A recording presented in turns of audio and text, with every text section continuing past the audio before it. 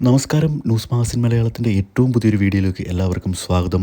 ലോക്സഭാ തിരഞ്ഞെടുപ്പിൻ്റെ വിജയും തോൽവിയുമൊക്കെ എല്ലാ പാർട്ടികളും ചർച്ച ചെയ്തുകൊണ്ടിരിക്കുകയാണ്. സംസ്ഥാനത്ത് ഇത്രയും വലിയ ഒരു തോൽവി ഉണ്ടാകാൻ കാരണം എന്താണെന്നാണ് സംസ്ഥാനത്തെ LDF നേതൃത്വം ഇപ്പോൾ ചർച്ച ചെയ്തുകൊണ്ടിരിക്കുന്നത്. സംസ്ഥാനത്ത് കഴിഞ്ഞ കാലങ്ങളിലുണ്ടായ സാമ്പത്തിക പ്രതിസന്ധിയും അതോടൊപ്പം തന്നെ വൈകിയ പെൻഷൻ വിതരണവുമൊക്കെ ഏറ്റവും പ്രധാനപ്പെട്ട ഒരു കാരണമായാണ് ഇപ്പോൾ സംസ്ഥാനത്തെ LDF നേതൃത്വം കാണുന്നത്. നമുക്കറിയാം, സംസ്ഥാനത്ത് ലോക്സഭാ തിരഞ്ഞെടുപ്പിൻ്റെ മുമ്പുള്ള 6 മാസക്കാലത്തെ പെൻഷൻ മുടങ്ങിയ ഒരു സാഹചര്യം വരെ ഉണ്ടായിരുന്നു.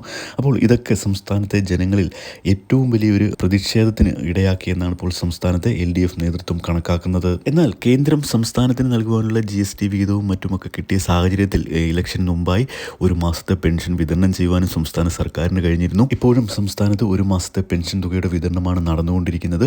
ഏപ്രിൽ മാസത്തെ പെൻഷൻ തുക മുതൽ കൃത്യമായി എല്ലാ മാസവും വിതരണം ചെയ്യുമെന്ന് സംസ്ഥാന സർക്കാർ തീരുമാനിച്ചിട്ടുണ്ട്. ഇതനുസരിച്ചുള്ള നടപടിക്രമങ്ങളും പൂർത്തിയാക്കിയിട്ടുണ്ട്. ഇനിയിപ്പോൾ എല്ലാ മാസവും കൃത്യമായി തന്നെ പെൻഷൻ വിതരണം ചെയ്യുമെന്നായിരുന്നു സംസ്ഥാന സർക്കാർ നേരത്തെ അറിയിച്ചിരുന്നത്.